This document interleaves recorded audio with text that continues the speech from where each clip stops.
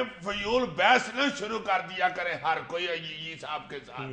پی لیا انکر صاحب نے چائے, پوچھ لو اس سے. کیا پوچھ لو؟ سر یہ کہہ رہے ہیں کہ ہمارے حکمران جو ہیں ان کو سیکیورٹی اپنے ساتھ رکھنی چاہیے کیونکہ ہمارے ملک کے حالات ٹھیک نہیں ہیں. سیکیورٹی کی حد تک تو بات سمجھ میں آتی ہے, لیکن سیکیورٹی کے نام پر جو پروٹوکول انجوائے کیا جا رہا ہے اس کو کیسے جسٹیفائی کیا جا سکتا ہے؟ ہاں تو اسے ہی کہتی ہیں نا, جو سیکورٹی کول ہوتی ہے اسے پروٹوکول کہہ دیتے ہیں. میری بات سنو, سیکیورٹی اگر آپ کے لیے بہت زیادہ ناگزیر ہے تو 2-3 باڈی گارڈ ساتھ رکھ لو یار, ایک آدھ گاڑی اپنی گاڑی کے ساتھ چلا لو. یہ کیا کہ جناب 100 گاڑیاں آپ کے ساتھ جا رہی ہیں, فائر بریگیڈ, ایمبولینس. یار اپنے ملک کے حالات تو دیکھو کس قدر خراب ہوئے ہیں. کی کریں بیچارے, جس طرح کے ملک کے حالات ہیں, جیسے جیسے بم چل رہے ہیں اور جس طرح کے حملے ہوتے ہیں, بندے یہ بھی میں تو سمجھتا ہوں یہ جو تمہاری سوچ ہے نا, یہ جو تمہاری اپروچ ہے, یہ اب یہاں ہمارے حکمرانوں کو یہ پروٹوکول انجوائے کرنے کا سب سے بڑا جواز فراہم کر رہی ہے. سارے حکمران یہ کہنا شروع ہو گئے کہ جی سیکورٹی کے حالات ہی, لا اینڈ آرڈر کے حالات ہی اتنے خراب ہیں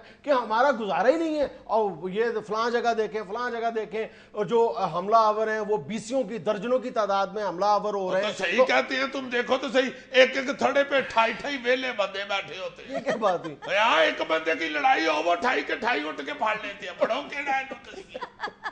دوسرے دن وزیر اعظم بیچارہ تھانے میں رپورٹ لکھوا رہا ہو بیٹھ کے, ایس ایچ او صاحب ایک بندے کے کان بہت بڑے تھے. ایک بندہ میرا خیال ہے میاں علی کا تھا, کیونکہ اس کے ہاتھ بڑے بڑے تھے. ایک بندے نے بیچ میں سے پیلی جرابیں بھی پہنی ہوئی تھی اون والی, وہ میرا خیال ہے وہ کاڑے کا تھا. حضور بولتے جا رہا ہوں.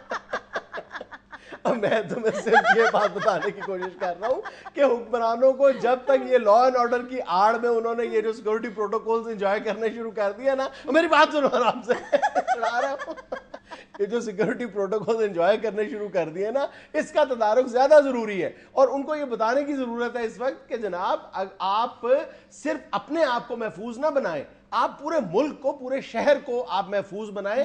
تب, اور جب تک وہ اس خوف کی فضا میں رہیں گے نا, تب تک ان کو اس بات کی ضرورت کا احساس رہے گا کہ ہمارے عوام جو ہے وہ بھی اسی فضا میں, خوف کی فضا میں زندہ ہے. بہرحال میں تو یہی کہوں گا کہ لاڑا اور وزیر اعظم یا وزیر اعلیٰ اکیلے جاتے ہوئے بہت برے لگتے ہیں. اچھا, یورپ کے جتنے سربراہان مملکت ہیں وہ اکیلے جاتے برے لگتے ہیں, سائیکلوں پہ سفر کرتے برے لگتے ہیں. ان میں لاڑا بھی کل ہی جاتا ہے, ادھر سے لڑکی پکڑتا ہے جا کے, ادھر کلی نکاح پڑھا کے گھر چلا جاتا ہے.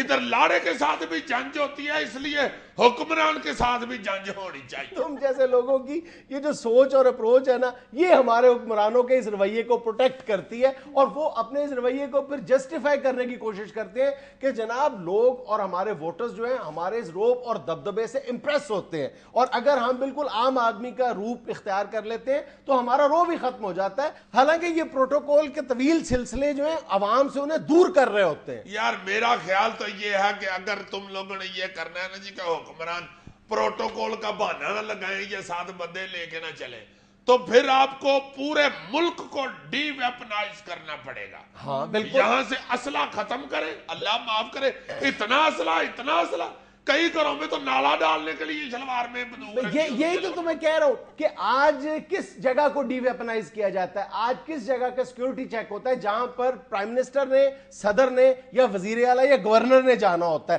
اس روٹ کو چیک کیا جاتا ہے, اس روٹ پر مشکوک لوگوں کی حرکات و سکنات پر نظر رکھی جاتی ہے, اس روٹ پہ جو بھی مشکوک چیز ہے اس کو ہٹا دیا جاتا ہے, اس روٹ کو سیف کیا جاتا ہے. اور اگر ان کو یہ پتا ہوگا کہ میرے ساتھ بھی وہی اتنا ہی پروٹوکول ہے جتنا ایک عام شہری کے پاس ہے, میں بھی ایک عام شہری کی طرح سفر کر رہا ہوں, تو پھر اسے لا محالہ پورے ملک کو اسی طرح کا پرامن بنانا ہوگا جس طرح وہ اپنے روٹ کو پرامن بنانے کی کوشش کرتا ہے. سادہ سی بات ہے یار. بہرحال اللہ کرے ایسا ہو جائے, مگر مجھے پاس جناب یہ ممکن نہیں لگ رہا, کیونکہ پورے ملک سے پہلے اسلحہ ختم کرنا پڑے گا, لوگوں سے اسلحہ نکلوانا پڑے گا, اس کے بعد لوگوں کے کان چیک کرنے پڑیں گے کہ بیچ میں کان ٹوٹا کون سا ہے. کان ٹوٹا بدماش کو نہیں کہتے, کان پلوانوں کے ٹوٹے ہوئے ہوتے ہیں, جب وہ یور کرتے ہیں نا ترولے کھا کے ان کے کان پھول جاتے ہیں, اسے کہتے ہیں کان ٹوٹا. اور پلوان آدمی جو ہوتا ہے وہ کان ٹوٹا ہوتا ہے, وہ طاقتوری اتنا ہوتا ہے اس کو اسلحے کی ضرورت نہیں ہوتی. وہ راجے ریائیور کے بندے کو بھی ترول مارے نا تو وہ بھی آگے سے کہتا ہے میں مار گیا. यार मौजू की बात करो, तुम कौन सी बात लेके बैठ गए हो? यार मौजू की बात ये मैं और तुम्हें क्या ये दोबारा मकई लगाने के तरीके बता रहा हूं। ये दोबारा करो, क्या किया था? मौजू की बात किया यार, मौजू की बात। मेरी बात सुनो, ये रिकॉर्डेड शो एक दफा जरूर देखना और अपनी शक्ल देखना उसमें। बहुत प्यारी लगती है ये, देखो देखो बेटे सारे बच्चे देखो।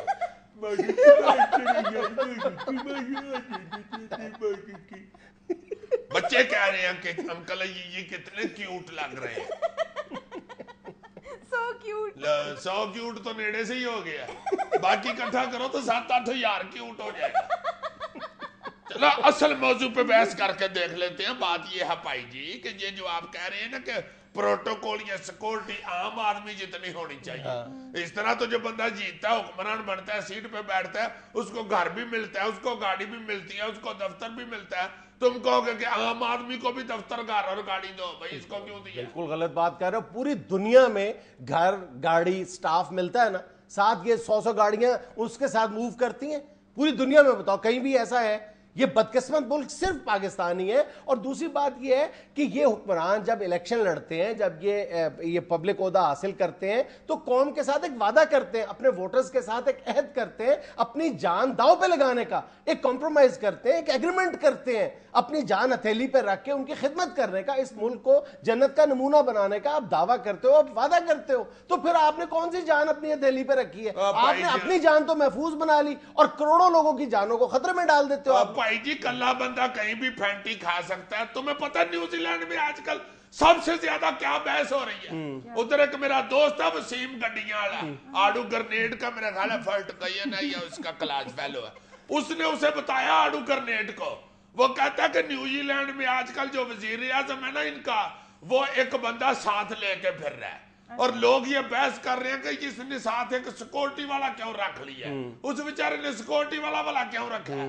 वो कल्ला फिरता था उधर का वजीर आजम न्यूजीलैंड का, थैला पकड़ के बेचारा, ये जो हमारी नानी है नहीं थैला लेके सब्जी लेने कपड़े वाला, वो लेके जा रहा था सब्जी लेने, कहीं बाहर घूम रहा था, किसी बंदे ने पीछे से आगे वो कोटा उसे कि ओए धक्के मारे हैं। उसके बाद फिर बाकी पार्लियामेंट ने कहा भाई बंदा बाहर नाल लेके फिर कर। इस पे भी लोग बातें कर रहे हैं कि इसने एक बंदा भी साथ क्यों रखा। बस फिर तुम अपनी बात की खुद ही नफी कर रहे हो, मेरी बात नहीं मान रहे तो आड़ू की बात मान लो। यार मैं तो कह रहा हूँ कि ये गलत है यार, उसको पहले फैंटी पड़ गई है, फिर दोबारा फैंटी पड़ जाएगी।